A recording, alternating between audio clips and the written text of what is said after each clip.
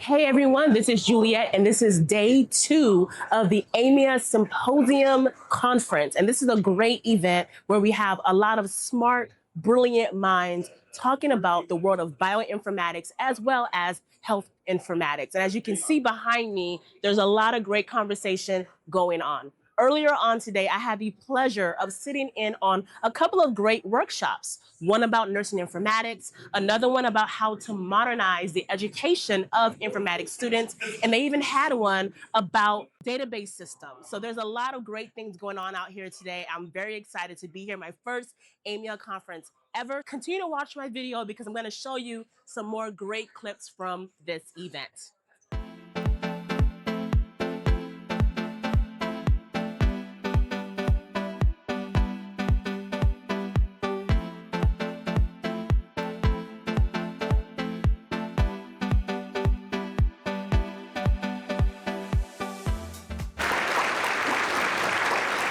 So this year, AMIA is also incredibly proud to celebrate the inaugural Academic Forum Member Community Award. This award recognizes the power of interdisciplinary collaboration, a hallmark of Dr. Brennan's extraordinary career. The physical award is a bent glass crescent. It's inspired by Frank Lloyd Wright. It's a tribute to the shared medicine roots of both Wright and Dr. Brennan. It reflects Wright's belief that the work that emerges from teams, the architects, the craftsmen, and the engineers and builders really bring bold work.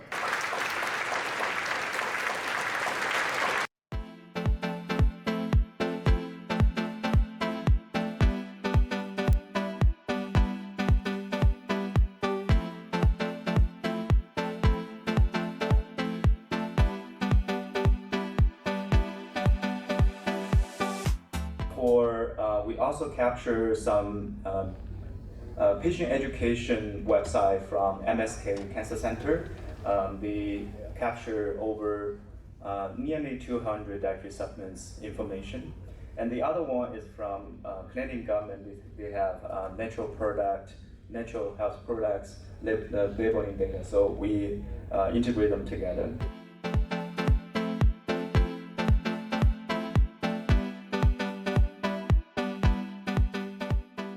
I'm here right now at the AMIA Expedition section of this program. And as you can see behind me, there are a lot of things happening, a lot of great vendors as well as colleges and institutions talking about how they can support the members of this org. This is a great time, and let's talk to some vendors here and see what they have to offer. Follow me, follow me.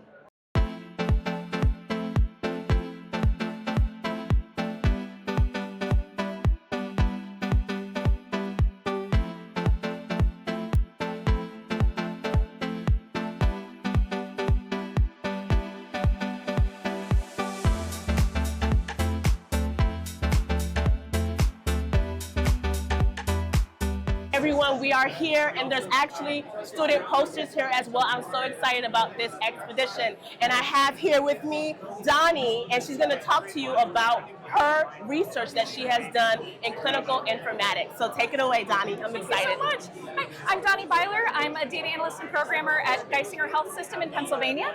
And what we've developed here is a pragmatic pipeline to make data easier to work with for people with no coding experience.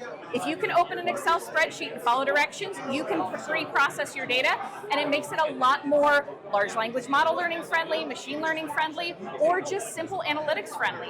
So a lot of data, when you get a raw data export, it's messy, especially lab report data, where you might have one lab report that covers 10 to 20 rows of data, and when you're comparing that at scale, we're talking 10,000 patients, it's a lot harder for providers to pull out the information that they need. Yes. So a traditional pivot table in Excel would only give you so much information. It will tell you how many times a patient has tested for something, but it wouldn't necessarily give you the results of what they've gotten. Right. So by using a couple quick custom measures and formatting, which are all built-in Excel functions, there's nothing fancy, it will add text to the pivot table to give you the exact result of the talk screen or lab report or comorbidity list, or medication list. There's a lot of applications you can use here. And then you can have the provider or the analyst choose exactly which components you want to compare, and it makes it a lot easier to export. So my favorite example is the buprenorphine confirmation. So this is on medication compliance. So if you have a patient that is in medication-assisted treatment for addiction, one of the medications that's available is buprenorphine for opioid addiction. So what you'll see is providers are looking for that buprenorphine-norbuprenorphine ratio to make sure patients aren't faking their tests. Yes. So one of the ways that it's collected is through a urine sample, and you'll get these numbers where you'll get an exact amount of the chemical in their urine screen, but it's hard to compare at scale when they're broken up like this. So this puts each screen in one row, and it's really easy to calculate the ratios. So it's a lot easier, if you can imagine 10,000 patients, that you'll get your ratios very quickly to identify who's in compliance and who's not. So we took this format and we adapted it to see where it could go outside of the medication-assisted treatment and addiction spectrum.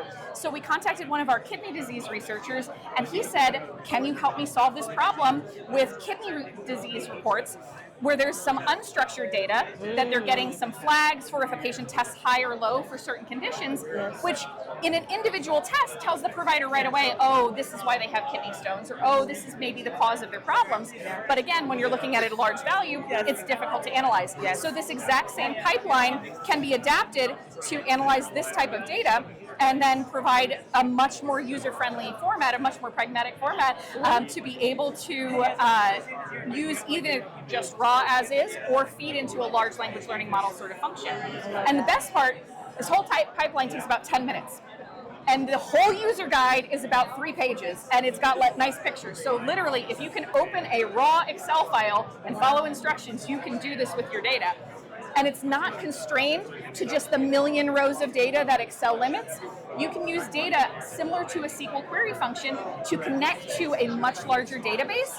So I've run this pipeline on 18 million rows of data, and you can get an exact same table format. So it's got a lot of potential, especially for that pre-processing, to make it easier to just take a raw export and make it something usable. And I have to ask you, what inspired you to pick this topic? What happened? I am a number nerd.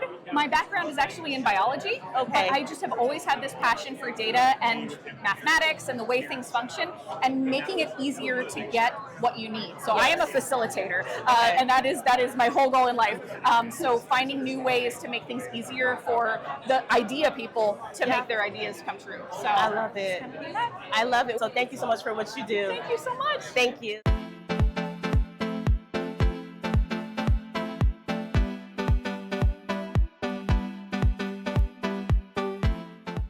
We have Nate here, who actually is in middle school, but is here presenting information. So I'm gonna have him share the hard work that he has done here for you guys. So take it away, Nat. Okay. This is my project. It's called Pets for Health. The goal is to make a tool to identify possible therapeutic animals for patients with certain diseases or conditions. I use Julia to develop this pipeline with these 2 programs to first find a list of diseases, then with that list, find a list of animals for a certain disease that the user selects. So we found over 1,000 articles based on this query and over 160 diseases. But and this figure shows just the diseases that occurred 5 or more times. This figure shows 5 selected diseases or conditions, with dogs coming up a lot, which is pretty obvious. I mean, not obvious, but yeah. And then horses also coming, which is kind of interesting. Elephants come up, and dolphins too, which is very interesting. So this is a good start, but they're not very accurate since they're just based on mesh descriptors. So in the future, I can use clustering, NLP, maybe LLMs, and I think a good next step would also be using social media data, because there's a lot on social media about this subject. Well, not really the subject, but just about animals helping with people, and I think this is a really good start. We are so proud of what Nate is doing here for the future of informatics. So let's keep on going, guys. There's a lot of posters around. Let's see who else is out here. It definitely draws the eyes and curiosity. Yeah. It's a very good choice. I love it. I'm so inspired. It is crazy in here, guys. So many brilliant minds doing amazing things, the future of this industry. And I was excited. I had to stop here with another poster presentation from this guy here, Sydney. I'm very excited. I'm going to have him share with you guys exactly what he has done, the work he is doing, and the future plans of this amazing research. So take it away. Hi guys, I'm Sydney. I'm from Indiana University. I'm a Nigerian, and I've been able to do this work. So the whole idea of the work is to create an agent system eventually that would automate knowledge graphs. Now, knowledge graphs are really important to RAG pipelines, which help LLMs to become more accurate. And having to create knowledge graphs has been really arduous, and a lot of human processes have been involved.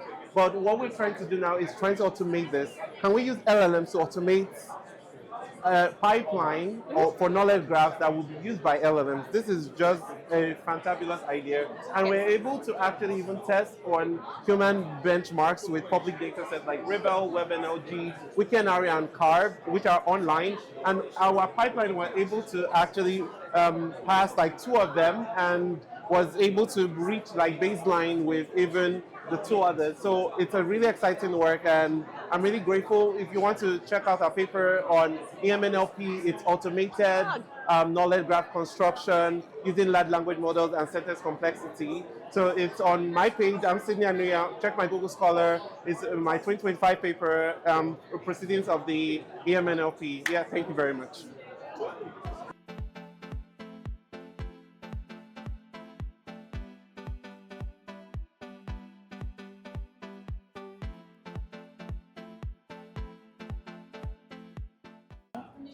So we're closing out the day, but before we leave, we have one more poster that I want you guys to get a closer look at. So I'm going to introduce her here and have her discuss her amazing research here at AMIA Symposium event. Thank you so much. My name is Odamia Okoma Sadie Bamushe, and I'm here for Memorial Sloan Kettering. And the formal title of our poster is User Perceptions of Hospital Information Technology, Lessons Learned from Focus Group Discussions. This is actually now being renamed to Tech Care Alliance Voice to Value. The whole concept of this was trying to find a way to take end user feedback and actually turn it into actionable items. So what we did was we wanted to start with data because that's always important. We started with our help desk tickets, and we found the 5 roles that actually accounted for over 1/3 of our end user tickets that escalated past interactions into incidents. From that, we created a structure where we were able to get qualitative analysis from them and quantitative analysis from them. And that gave us our net promoter scores, which we're tracking as this continues out in various iterations. But most importantly, it gave us pain points as well as user needs across 5 different areas: communications, our IT department identity and awareness, troubleshooting and support, training, and aspirations for future technology. To end it off, we got a couple of future plans that we're currently putting into place, but this is all based on our end user needs, and we're improving the end user feedback loop at MSK.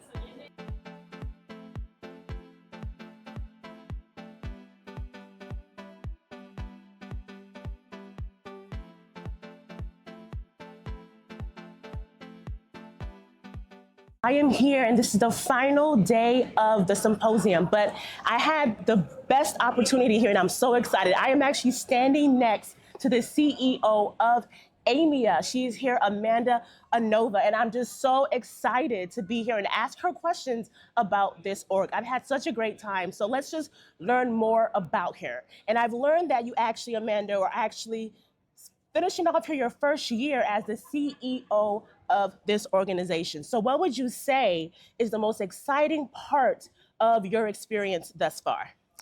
I would say probably the alignment that we've experienced between our volunteer leaders, our board, and our professional staff coming together to make this really great experience a reality in 2025.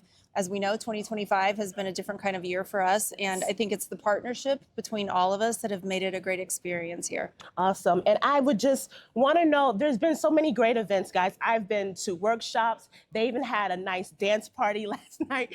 And I'm just wondering, what was your favorite part about this entire conference this year? It was amazing. I think, obviously the science, but I think it's the community. It's seeing everyone together on the floor, the different groups coming together and really finding their own tribe of people, their own topics to discuss, the people that they collaborate with, their mentors, meeting with their mentees. And I think it's just the community. Yes, and this community is amazing. I felt love as I came into this place, especially when it came to the student body, because you guys know that's my focus, is helping our future informatics professionals. And so what do you think, for those that are watching me right now and wondering, should I come to the next conference? What is the value from your perspective that they will gain from attending this event? Because I've learned a lot. Yeah, so I think that we tried to do some new things for students. We're very interested in making this a student-friendly environment. And we tried some new things this year. We have a student lounge for students to just kind of go and meet with each other and kind of